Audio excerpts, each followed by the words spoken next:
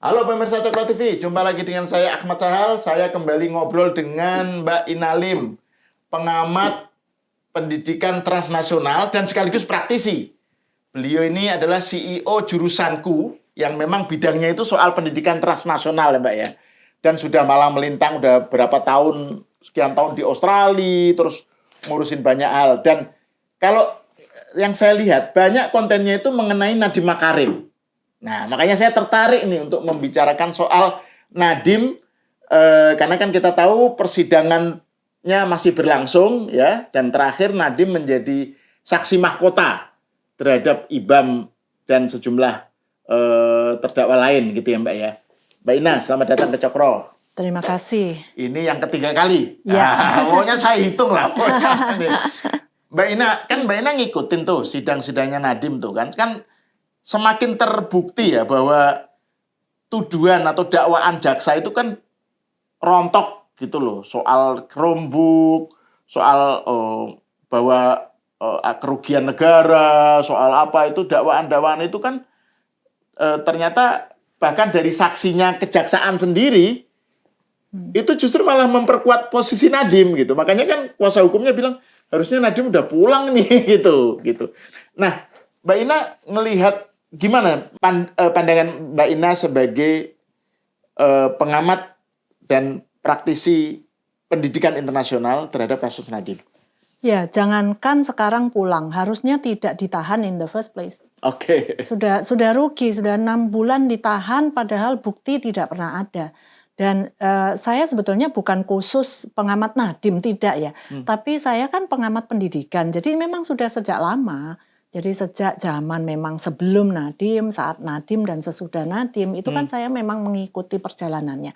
Makanya mungkin boleh dibilang saya pertama yang berani posting, mengungkapkan di media sosial dari awal.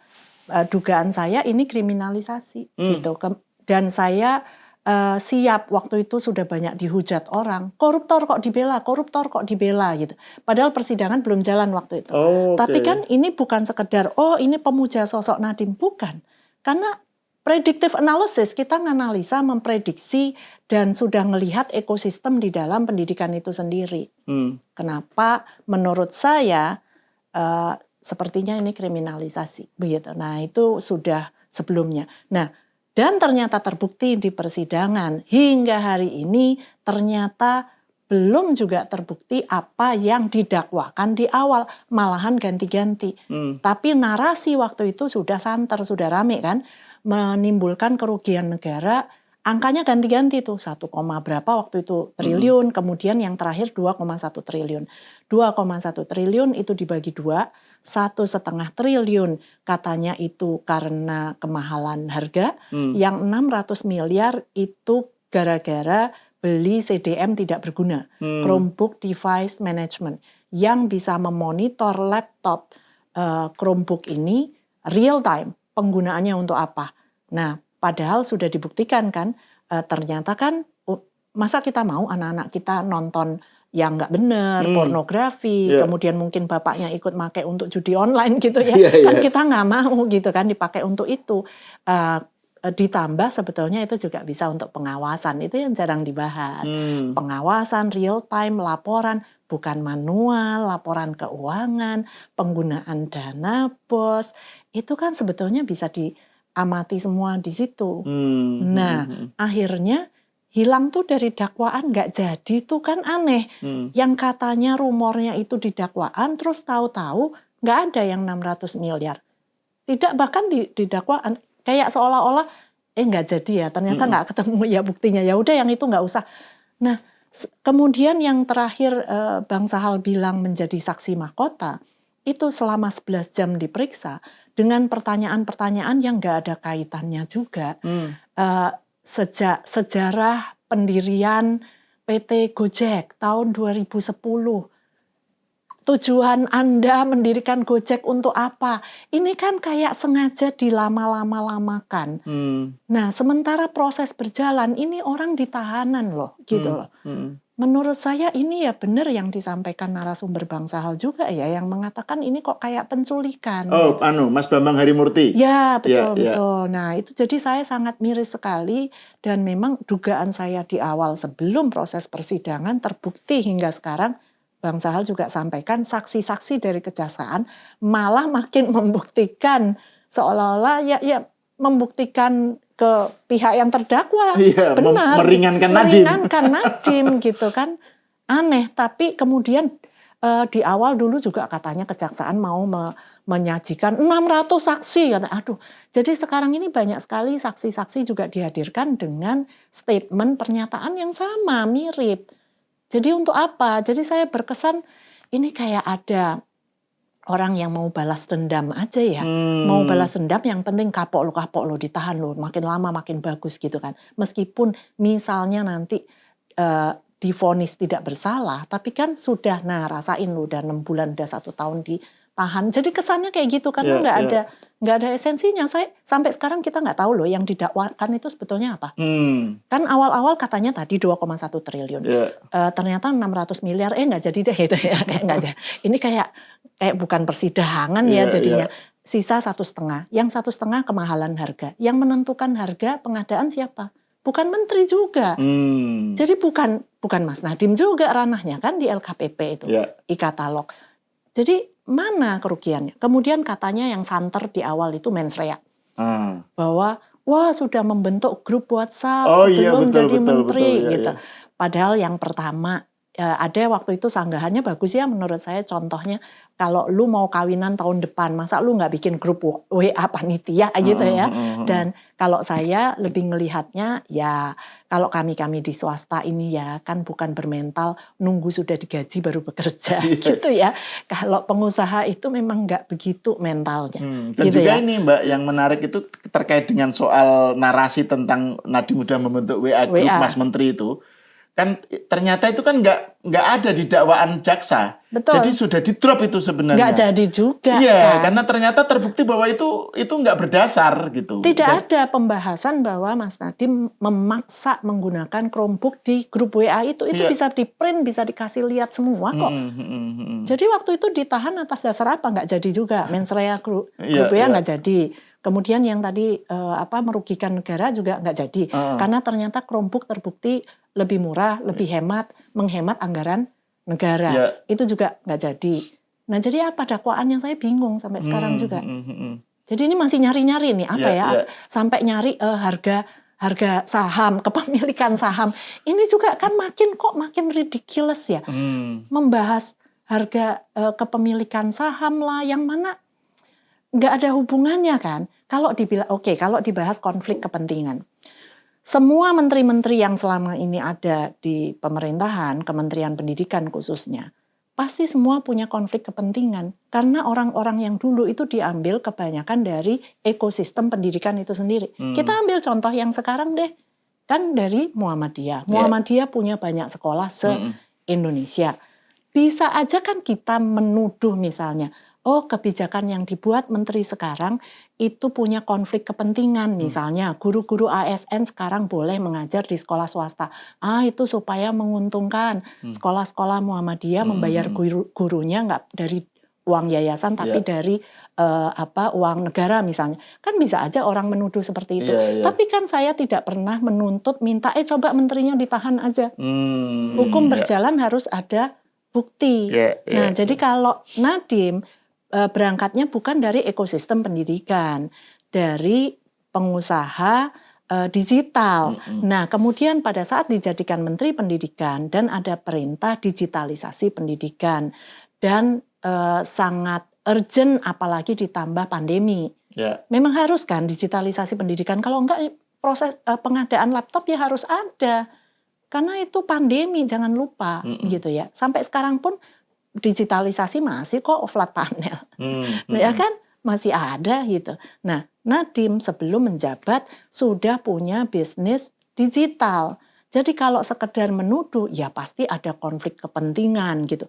Yang diutamakan pasti network-networknya dia nih gitu. Misalnya ya Google kan salah satu investor PT Gojek misalnya seperti itu. Makanya dia pilihnya Google. Nggak apa-apa tuduhan itu boleh. Tapi buktikan bahwa Nadiem membuat kebijakan menentukan Chromebook itu merugikan negara atau tidak.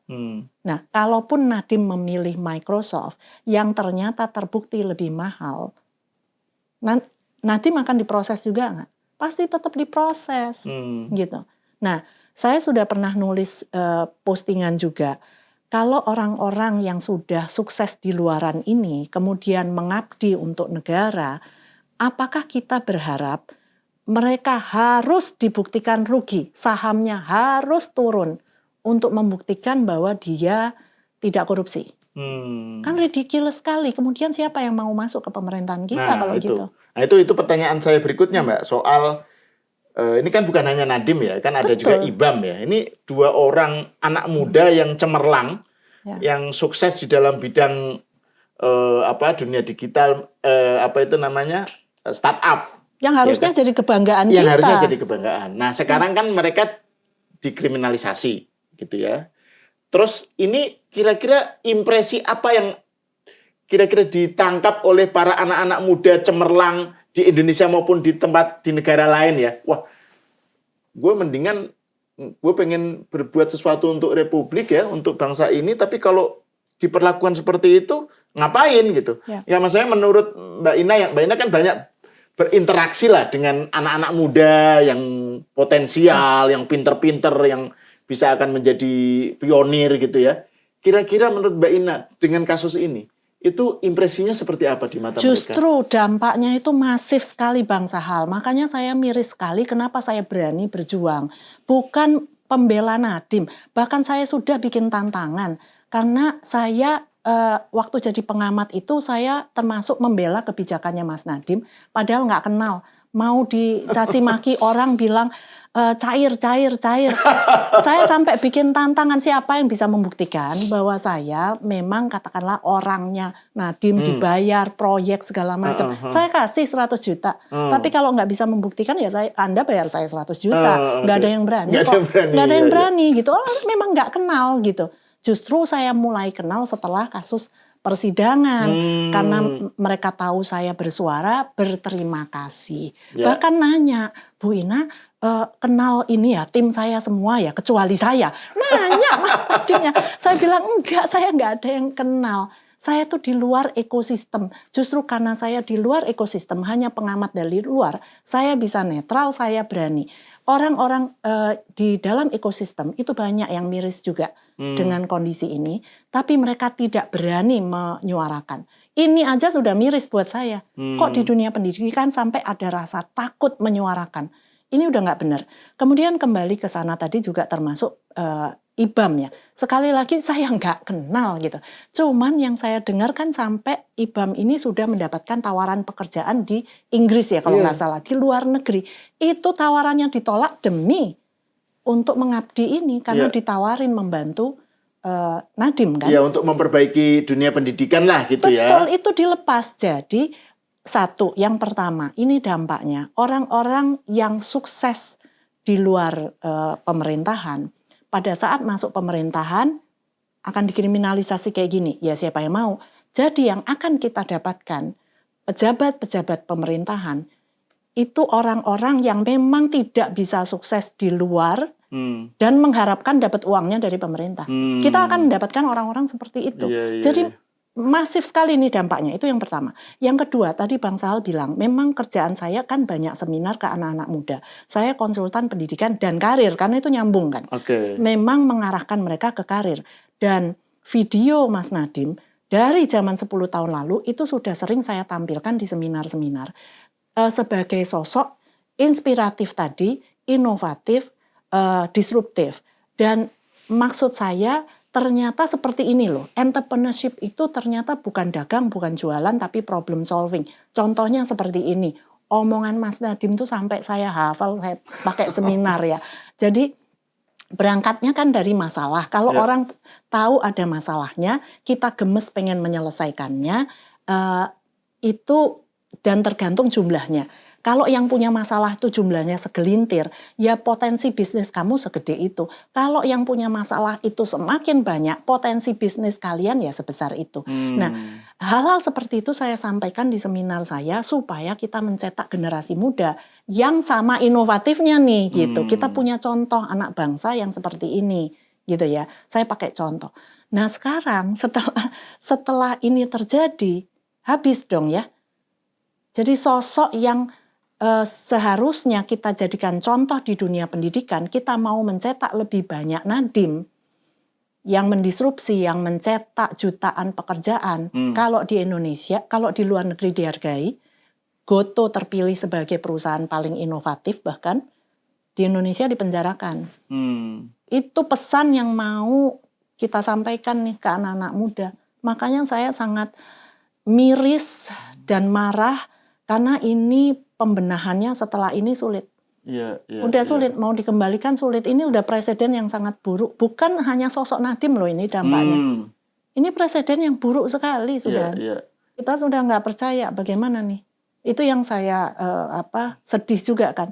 Karena jaksa ini kan harusnya netral. Ada yang nggak terima, oh enggak dong, hak jaksa harusnya, netral ini kan netral dalam menegakkan keadilan, maksudnya harus adil gitu loh. Kalau memang salah ya salah, benar ya benar, bukan orang nggak salah dicari-cari salahnya, pokoknya harus menang, bukan begitu gitu. Ini kan ASN gitu dibayar oleh kita, jadi kita menuntut kepercayaan, kita kepengen percaya gitu ya, kita kepengen percaya, tolonglah. Bantu kita supaya kita bisa percaya kembali gitu loh. Tapi ini membetulkannya udah menurut saya sulit sekali. Bukan hanya dari sisi hukum ya, tapi dari sisi pendidikan itu sendiri. Ini kalau sudah kebijakannya Nadiem yang sebelumnya yang menurut saya sudah finally on the right track gitu untuk menyiapkan anak-anak beneran ke dunia kerja. Tapi sekarang kemudian dibalikkan kembali lagi ke zaman sebelum Nadiem. Kalau ada orang lain lagi yang menurut saya benar-benar kriteria saya itu yang berfokus pada siswa. Karena pendidikan itu fokusnya ke siswa ya. Nah ini juga pembahasan pendidikan bisa panjang Bang Sahar. Kalau berfokus pada siswa bukan berarti gurunya harus sacrifice, harus sengsara. Bukan kayak sinetron begitu ya. Jadi kalau kita berfokus pada siswa, kok gurunya nggak diperhatikan? Bukan begitu. Ya, tapi berfokusnya pada generasi muda. Pendidikan kan mau mendidik yang muda. Yang lain kita orang tua, pemerintah, guru. Kita harus support bagaimana generasi muda ini menjadi inovator-inovator di masa depan. Kan itu tujuannya sebetulnya. Ya, nah sedangkan kalau nanti berikutnya ada katakanlah menteri baru yang memang mau mengembalikan ke sana, berfokus pada siswa, kita juga akan mikir, kasihan juga ya rakyat ya setelah ada reformasi besar-besaran dari Nadiem, tahu-tahu sekarang semua diputarbalikkan, kemudian muncul menteri baru, yuk kita balikin lagi semuanya. Merdeka Belajar lagi ya, episode 1 sampai 26. Sekolah penggerak yang sudah sekarang dimatikan. Kalau gitu kita hidupkan lagi ya. Itu kan juga kayak jadi permainan benar. Padahal harusnya itu yang benar. Tapi kan mau mengembalikan lagi yang benar udah susah. Makanya menurut saya sedih sekali saya, sedih sekali, dampaknya itu kemana-mana. Ya. Dampaknya kemana-mana. Ini menarik nih karena Mbak Ina nyinggung soal, ini kan lebih ke gambar besar ya, bukan hanya soal kasus, soal persidangannya ya, tapi gambar besar soal, kan Mbak Ina tadi bilang memang sudah mengikuti bahkan menteri sebelum Nadiem, dan setelah itu kan ya sebagai konsultan pendidikan transnasional dan praktisi kan harus memang memantau terus gitu. Nah menurut Mbak Ina ada dua hal yang ingin saya tanyakan ini. Pertama soal gimana Mbak Ina melihat kinerja atau pencapaian atau apa dari yang dilakukan Nadiem, apa yang stand out dan kelemahannya apa gitu. Gimana menurut Mbak Ina? Ya karena kan kalau kita ngelihat sebelum Nadiem itu pendidikan kita stagnan kan. Dan itu bisa dilihat datanya kan. Literasi kita nggak naik-naik. Dari data PISA kita bisa lihat ya 20-an tahun. Kan selalu pakai ujian nasional juga nyatanya tidak menaikkan literasi bangsa kita. Ya dibandingin negara lain selalu posisi kita selalu lebih di bawah. Kemudian memang perlu reformasi besar-besaran. Ya, jadi supaya bikin kaget gitu ya. Dan itu saya ngelihat shock terapi shock gitu ya. therapy waktu Mas Nadiem dipilih, itu saya langsung ngepost, nggak pakai lama, masih ada jejak digitalnya. Finally, akhirnya Menteri Pendidikan dari praktisi. Meskipun orang di dalam ekosistem pendidikan semua marah, tahu apa Nadiem soal pendidikan. Nah, padahal prinsip disrupsi itu selalu datangnya dari luar ekosistem itu sendiri. Bahkan profesor yang menulis buku tentang disrupsi pun, kalau itu sudah menyangkut ekosistem dia sendiri, sama komentarnya, orang nggak ngerti pendidikan kok ditaruh pendidikan. Sama dengan Menteri Kesehatan, bukan dokter kok ditaruh jadi Menteri Kesehatan. Nah itu saya bahas untuk mendidik literasi anak-anak di SMA, seminar-seminar saya bahas. Tugas dokter apa? Belajar kedokteran apa? Untuk ngobatin, untuk operasi. Tugas menteri apa? Mengatasi masalah-masalah kesehatan. Nyuntik enggak? Enggak. Operasi enggak? Enggak. Jangan-jangan masalah kita di kesehatan, di pendidikan, itu korupsi. Apa kita perlu dokter untuk mengatasi korupsi? Keahlian apa? Bukan kan, gitu skillnya. Nah, kalau memang mohon maaf, kalau korupsi di dunia pendidikan ini banyak dilakukan orang-orang di dalam ekosistem pendidikan, masa kita nyomot orang, milih orang mengatasi korupsi ini dari dalam ekosistem itu sendiri? Kan susah. Kadang-kadang ya kita ambil dari luar, gitu dong. Part of the problem nggak bisa dijadikan sebagai part of the solution, gitu ya. Betul. Nah, makanya saya itu satu. Yang kedua, kita sudah beri kesempatan 20-an tahun lebih orang-orang yang katanya paham pendidikan. Nyatanya literasi nggak naik-naik. Ya maaf, itu data, itu angka.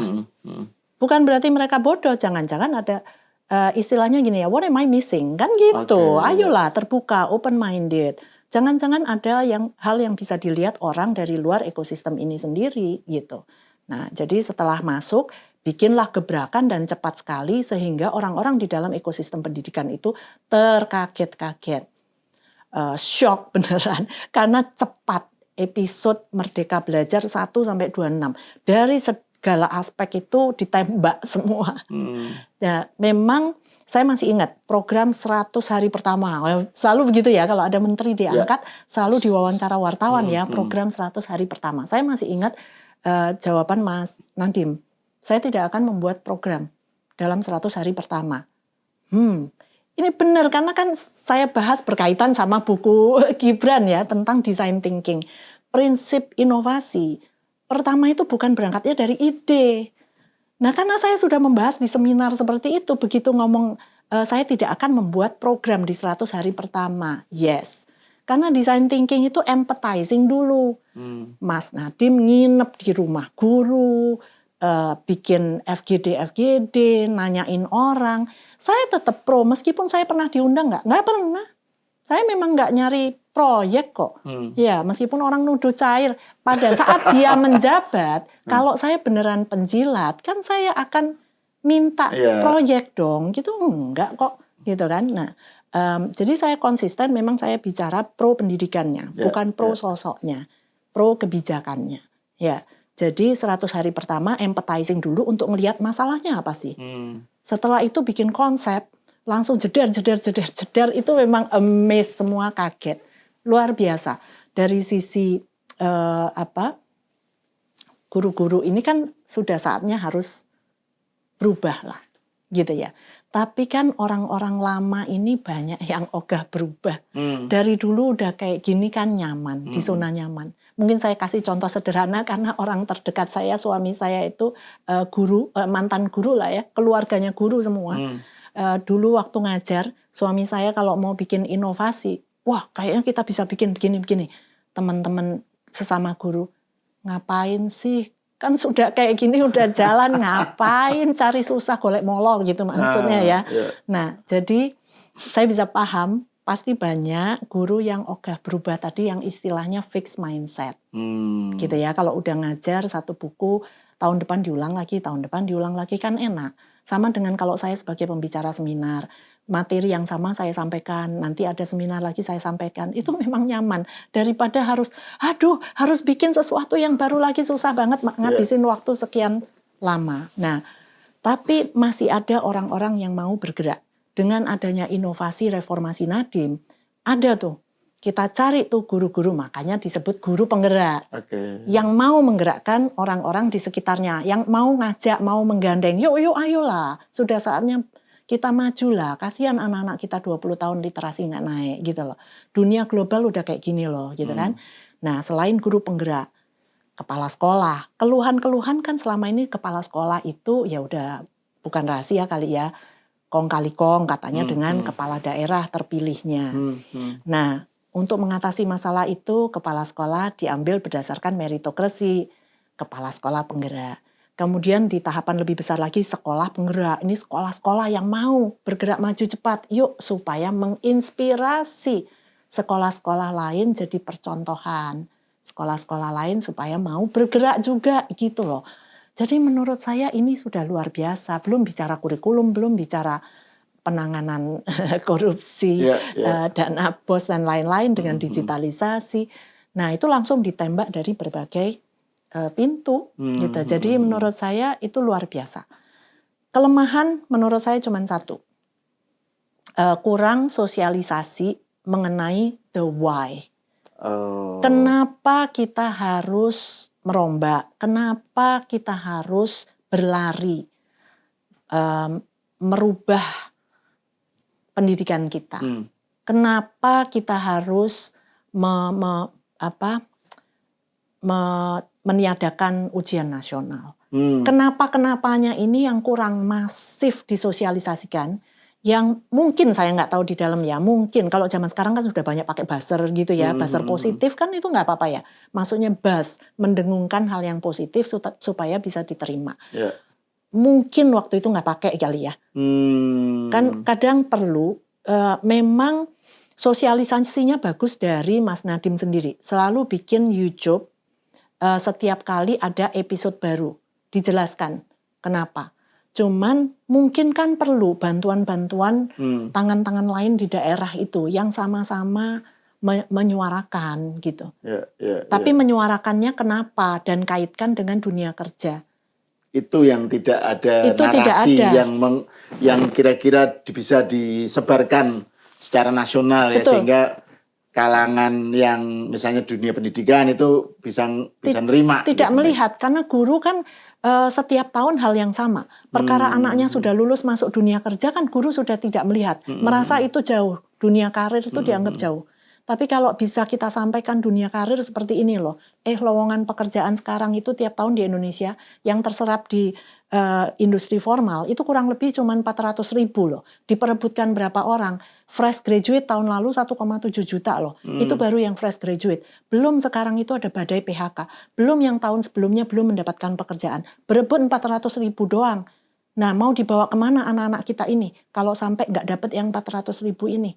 Nah itu kita mengajak yang di dunia pendidikan supaya mengarahkan anak-anak mampu menjadi inovator tadi. Sedangkan ciri-ciri inovator itu apa? Ya tadi empathizing, problem solving, kritis, komunikasi bagus, nggak kalah sama India, Singapura yang sudah merambah kemana-mana loh. China juga sudah masuk ke kita, gitu kan. Sedangkan ujian nasional itu mengukur kreativitas? Enggak. Mengukur komunikasi? Enggak. Kemampuan dia bisa menerima feedback? Enggak. Malah nambah bikin pusing orang tua, bikin pusing siswa. Biaya juga bimbel. Nah gitu. tapi gini Mbak, ini kan beberapa belakangan ini kan banyak keluhan, terutama di medsos ya, soal ada sejumlah anak siswa yang pada tingkat tertentu ternyata belum mampu, misalnya belum bisa baca atau matematika. Jadi ada problem-problem, ada anak SMP yang ternyata matematikanya jeblok, atau bacanya nggak lancar atau apa. Terus kemudian yang disalahkan kurikulum merdeka. Ya. Gimana menurut Mbak Ina? Menurut saya itu narasi yang disengaja. Makanya menurut saya bilang jahat ya, memanfaatkan permasalahan pendidikan ini untuk kelompok-kelompok tertentu mendapatkan jabatan. Selalu begitu trennya. Padahal setelah naik juga enggak. Padahal kalau benar-benar mau ngelihat permasalahan anak-anak nggak bisa baca, nggak bisa tulis, itu kan kita selalu harus breakdown dulu variabelnya apa. Mereka nggak bisa baca, nggak bisa menghitung. Pertanyaannya, mereka diajarin baca, diajarin menghitung nggak? Selama ini didata nggak? Jam kosong di sekolah negeri dalam 1 semester ada berapa? Nggak ada datanya. Makanya dengan adanya digitalisasi kan saya termasuk yang setuju, transparan, ayo dilihat. Karena keluhan-keluhan ini setiap kali saya ketemu anak-anak yang dari sekolah negeri, sama komentarnya jam kosong. Kemudian yang bupati atau gubernur mana yang populer itu? Manado? Iya. Nah, itu begitu gubernur ya, begitu sidak aja ke sekolah nanya ke anak, jawaban anaknya langsung, oh gurunya jarang masuk, kan gitu. Main comot aja, silakan main comot anak-anak di sekolah negeri. Tanya. Jadi kalau nggak pernah diajarin baca tulis, masa yang salah kurikulum merdekanya, gitu kan? Itu harus digali dulu permasalahannya. Kedua, masalah ini pandemi. Learning loss itu beneran serius. Dan itu semua tuduhannya nggak masuk akal. Anak SMA nggak bisa calistung. Belajar calistung waktu kapan? Kan waktu SD. Kurikulum merdeka waktu zaman anak ini SD sudah ada belum? Belum ada gitu. Tapi diulang-ulang penyesatannya supaya seolah itu kebenaran gitu. Bahwa itu gara-gara kurikulum merdeka. Padahal dampak kurikulum merdeka secara data ada dan terpampang hingga saat ini di website Kemendikdasmen. Grafiknya ada dan itu saya tampilkan juga di buku Gibran Let the Game Begin. Di situ pun saya membahas kurikulum buku merdeka. Yang kita singgung kemarin di podcast kemarin ya. Yes, dan itu ada datanya, malah dampaknya peningkatan literasi numerasi itu lebih tinggi di daerah, malah di rural area. Dan ini memang hasil dari kurikulum merdeka ini saat ini lagi diteliti di Harvard. Saya belum bisa menyampaikan karena nanti menunggu pihak para penelitinya sendiri yang sudah publish. Tapi saya sudah mendengarkan paparan dari para penelitinya. Hasilnya saya sudah lihat, tapi saya belum bisa sampaikan. Cuman yang sudah ditulis di website Kemendikdasmen itu jelas kok. Dan itu grafiknya saya tampilkan di. Jadi itu mengaitkan antara ini problem serius memang ya. Ada anak-anak pada level tertentu SMP atau SMA nggak bisa calistung itu serius. Tapi kemudian mengatribusikannya kepada gara-gara Merdeka Belajar, kambing hitamkan itu misleading gitu ya. Dan penyesatan. Gitu ya. Karena diulang-ulang terus, sudah dikasih tahu logikanya tapi diulang-ulang terus. Ini yang terakhir Mbak, masih soal Nadiem nih. Saya kan melihat ada kontennya Mbak Ina ya tentang isu yang sampai sekarang masih real dialami oleh siswa, yaitu kekerasan terhadap siswa ya. Nadiem kan pernah bikin satgas pencegahan dan penanganan kekerasan bullying, ya kekerasan fisik, kemudian seksual harassment dan diskriminasi atau intoleransi, gitu kan? Itu kan waktu itu Nadiem begitu bersemangat, tapi kemudian kan seperti nabrak tembok, ada pembelotan lah. Ini kan sebenarnya berlakunya untuk sekolah negeri kan, karena kan ini Kemendikbud gitu ya. Saya nggak tahu apakah untuk negeri atau enggak, tapi ada pembelotan dari beberapa sekolah yang nggak mau memakai aturan itu. Kemudian aturan itu seperti in limbo gitu loh, nggak jelas ini jadi berlaku atau enggak gitu. Padahal ini problem real, kekerasan bullying, ya, kekerasan terhadap siswa, seksual harassment dan diskriminasi. Nah ini gimana Mbak Ina melihatnya ini? Dan sekarang ini seperti apa ini cara menanganinya ini? Justru itu salah satu yang paling banyak digaungkan di zaman Nadiem kan. 3 dosa besar yang mau saya tangani kan. Itu yang diulang-ulang terus kan. 3 dosa besar itu tadi kan. Dan akhirnya dibuatlah Permendikbud waktu itu nomor 46 tahun 2023. Dan di situ sangat eksplisit, jelas sekali definisi dari kekerasan fisik itu termasuk apa saja, definisi dari kekerasan psikis itu apa saja, dijabarkan semua, termasuk sanksi dari ringan, sedang, berat, detail sekali. Nah, itu kan berarti sudah bagus. Ya. Dan itu tidak hanya khusus sekolah negeri. Oh, tidak hanya khusus Tidak sekolah hanya negeri. khusus, karena memang ini membela hak anak, melindungi anak. Karena prinsip pendidikan nomor 1 menciptakan lingkungan yang aman. Kalau lingkungannya nggak aman, mana bisa kita harapkan anak-anak merasa tenang dan aman dan menyerap ilmu? Ya nggak bisa. Aku hari ini dibully nggak ya gitu? Aku hari ini dipukulin nggak ya? Mana bisa dia mendengarkan pemaparan pembelajarannya? Nggak bisa. Jadi itu mutlak harus. Kemudian ya itu yang saya miris, saya sayangkan. Ini diganti. Ini dibuang, ditutup. Permendikbud 46 sudah tidak lagi berlaku, diganti Permendikdasmen nomor 6 tahun 2026. Jadi definisi kekerasan itu direduksi menjadi pelanggaran tata tertib dan etika. Ini bahaya sekali. Masa kekerasan seksual cuma melanggar etika? Ini mereduksi kejahatan kan? Jadi masa pelanggaran disiplin, jadi masa bullying yang kita sudah tahu sekarang ini banyak mengakibatkan sampai anak meninggal. Anak meninggal mau disamakan dengan tata tertib disiplin anak bolos sekolah. Yang benar aja. Saya menentang sekali, miris sekali, miris.